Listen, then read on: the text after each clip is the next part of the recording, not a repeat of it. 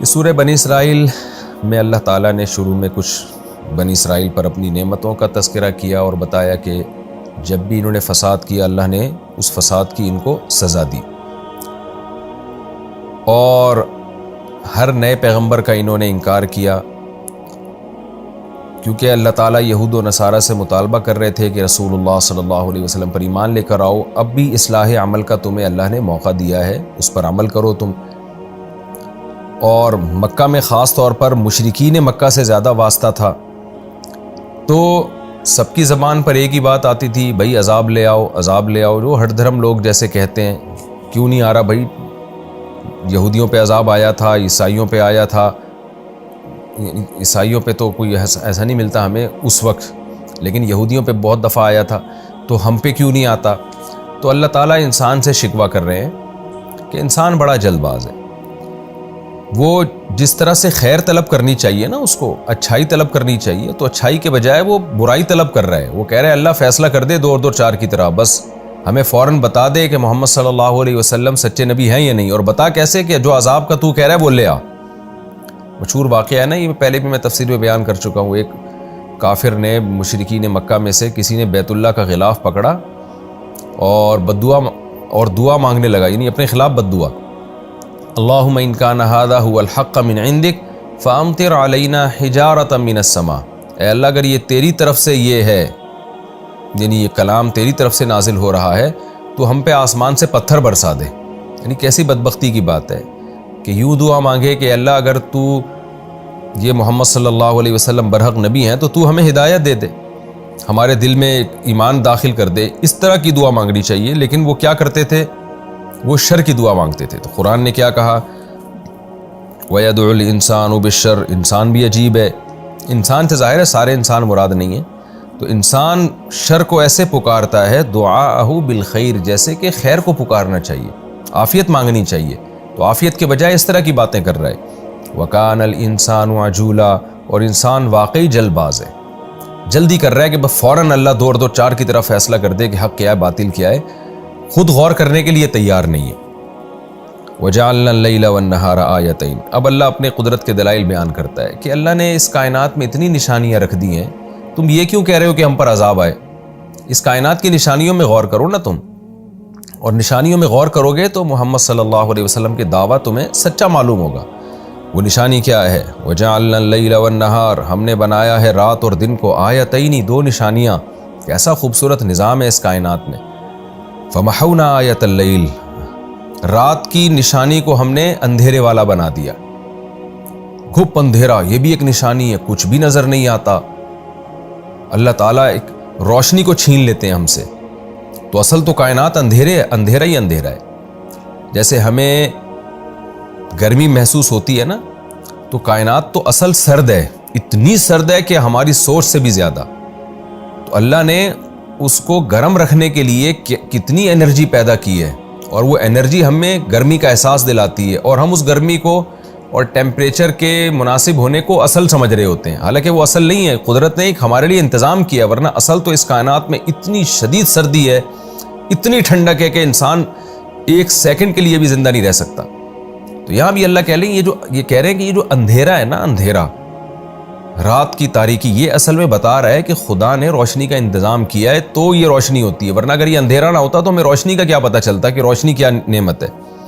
تو اللہ کہتے ہیں ہم نے رات کو اور دن کو 2 نشانیاں بنایا، فَمَحَوْنَا آیَةَ اللَّيْلِ، ہم نے رات والی نشانی کو اندھیرے والا بنایا، وَجَعَلْنَا آیَةَ النَّهَارِ مُبْصِرَةً، اور رات کی نشانی کو ہم نے دن کی نشانی کو ہم نے روشن بنا دیا۔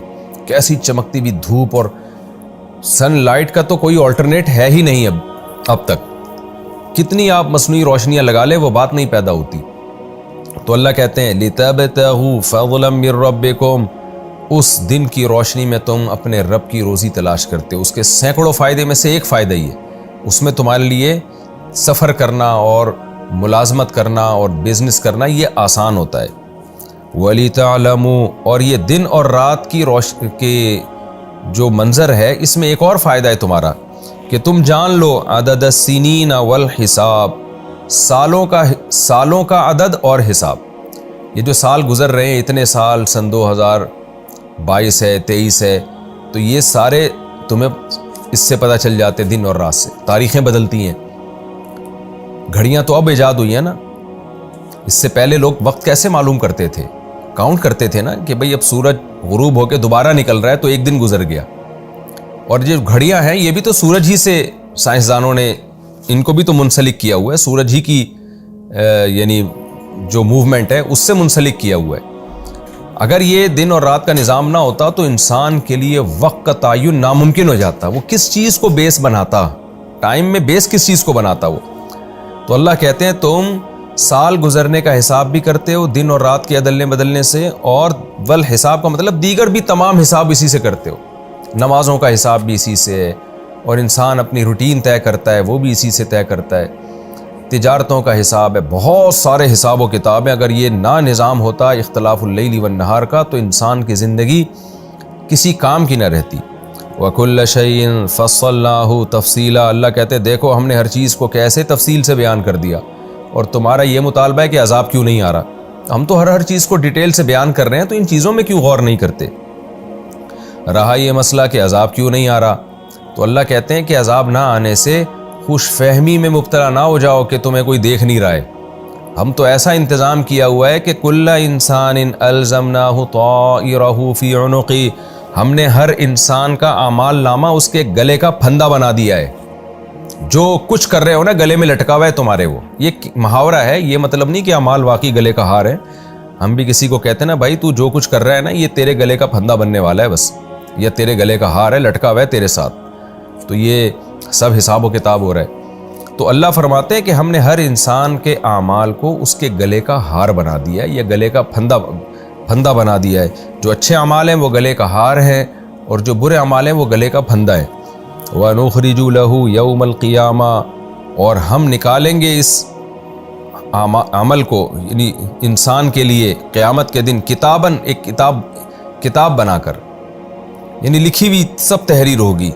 یلقاہ منشورا، اور انسان اس اعمال نامے سے ملے گا منشورا اس طور پر کہ وہ اس کے سامنے کھلی کتاب کی طرح پھیلا ہوا ہوگا، خود پڑھ رہا ہوگا، خود دیکھ رہا ہوگا میں نے کس وقت کیا کیا۔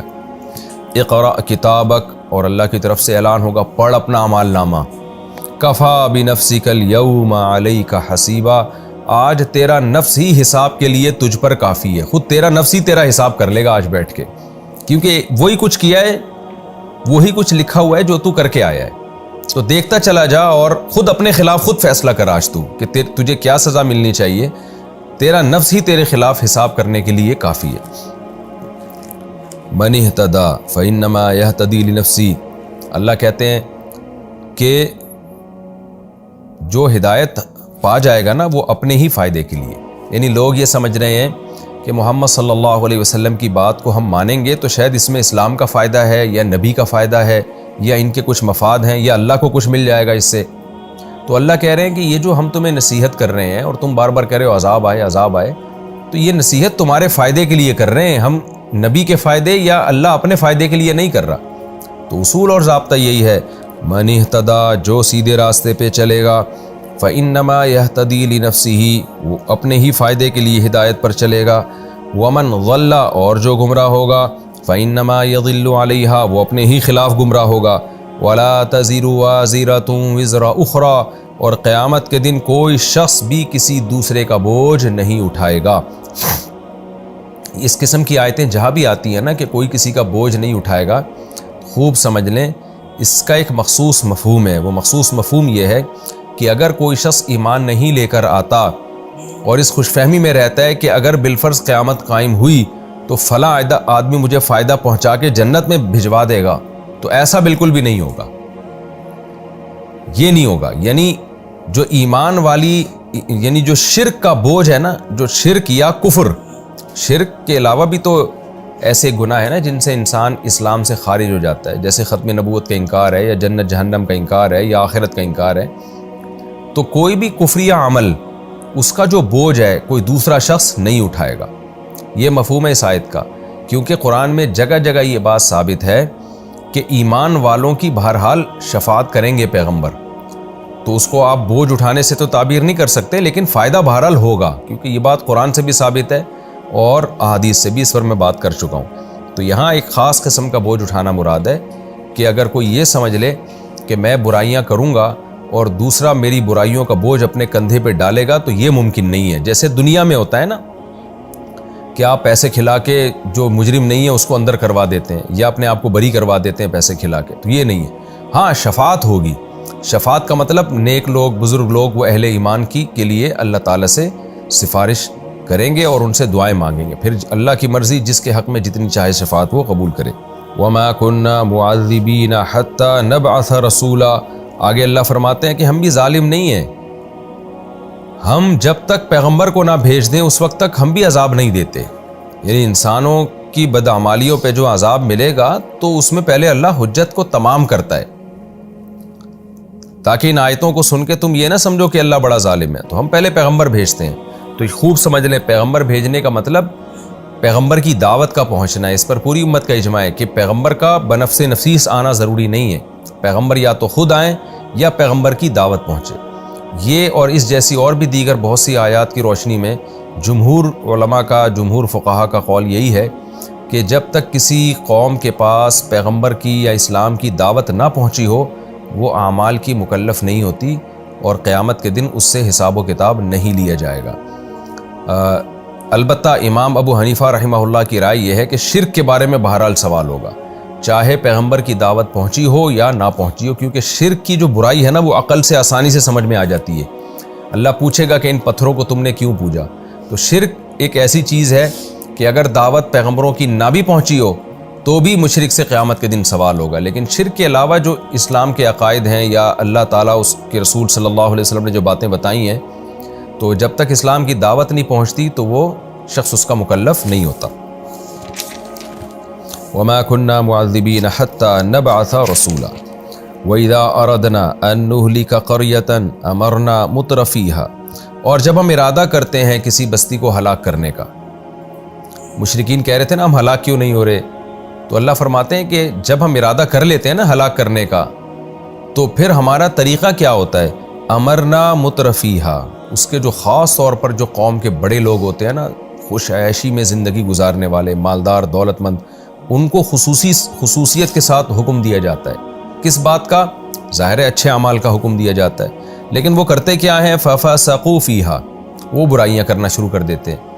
یعنی بسا اوقات ایسا ہوتا ہے جب بطور عذاب کوئی بستی ہلاک کی جاتی ہے تو اللہ پیغمبر کو بھیج کے یا پیغمبر کے وارثین کو بھیج کر نہی علی المنکر کا انتظام کرتے ہیں. پہلے ایسے ہی ہلاک نہیں کر دیتے ایک دم, پہلے ان تک دعوت پہنچتی ہے, اور دعوت خاص طور پر جو قوم کے سردار اور بڑے لوگ ہیں ان کو اسپیشلی خطاب کیا جاتا ہے. لیکن اس کے نتیجے میں ہوتا کیا ہے؟ فَفَسَقُوا فِيهَا, وہ ان بستیوں میں اور فسق و فجور شروع کر دیتے ہیں, یعنی حق کی مخالفت پہ اور زیادہ کمر بستہ ہو جاتے ہیں. فَحَقَّ عَلَيْهَا الْقَوْلُ, پھر ہمارا جو عذاب کا قول ہے ان پر ثابت ہو جاتا ہے. کیا مطلب؟ حجت تمام ہو جاتی ہے. ایک ہے نا اللہ ویسے ہی عذاب دے دیتے, لیکن ایک ہے کہ اللہ تعالیٰ کیا کرتے ہیں, جیسے لوط علیہ السلام کی قوم لڑکوں سے بدفعلی پہلے سے کر رہی تھی مگر اللہ نے قوم کو تباہ نہیں کیا, بلکہ لوط علیہ السلام کو بھیج کر ان کو سمجھایا. قوم نے مخالفت میں حد درجہ زیادتی شروع کر دی تو حق علیہ القول, پھر اللہ کا قول ثابت ہو گیا. تو اللہ کہتے ہیں عام طور پر ہمارا یہی معمول ہے کہ جب ہم بستی کو ہلاک کرنے کا ارادہ کرتے ہیں تو نہی علی المنکر کا پہلے انتظام کرتے ہیں. ایسے لوگ پیدا کر دیتے ہیں جو برائی سے روکتے ہیں اور نیکی کا حکم دیتے ہیں, لیکن قوم کے جو بڑے لوگ ہیں نا, خوش عیش لوگ, مالدار, وہ اس میں رکاوٹ بنتے ہیں. پھر ہمارا قول ثابت ہوتا ہے فَدَمَّرْنَاهَا تَدْمِيرًا, پھر ہم اس کو تباہ و برباد کر کے رکھ دیتے ہیں. تو یہ ہر بستی کے ساتھ ایسا نہیں ہوتا, بعض دفعہ آخرت کے لیے اللہ عذاب رکھتے ہیں, یہ ان کے ساتھ ہوتا ہے جن کے ہلاکت کا اللہ نے ارادہ کر لیا ہو. آگے اللہ فرماتے ہیں یقین نہ آئے تو دیکھو تاریخ اٹھا کے, وَكَمْ أَهْلَكْنَا مِنَ الْقُرُونِ مِنْ بَعْدِ نُوحٍ, نوح کے بعد ہم نے کتنی ہی بستیوں کو ہلاک کیا ہے. ذرا اہل کتاب سے پوچھو اور زمین میں سفر کر کے دیکھو. وَكَفَى بِرَبِّكَ بِذُنُوبِ عِبَادِهِ خَبِيرًا بَصِيرًا, اور تیرا رب اپنے بندوں کے گناہوں پر باخبر اور با نظر ہونے کے لحاظ سے کافی ہے. وہ دیکھ بھی رہا ہے اور اس کو خبر بھی ہے ایک ایک چیز کی. اس لحاظ سے تیرا رب کافی ہے, اسے پتہ ہے کہ کس بستی کو میں نے مہلت دینی ہے, کس کو میں نے ہلاک کرنا ہے.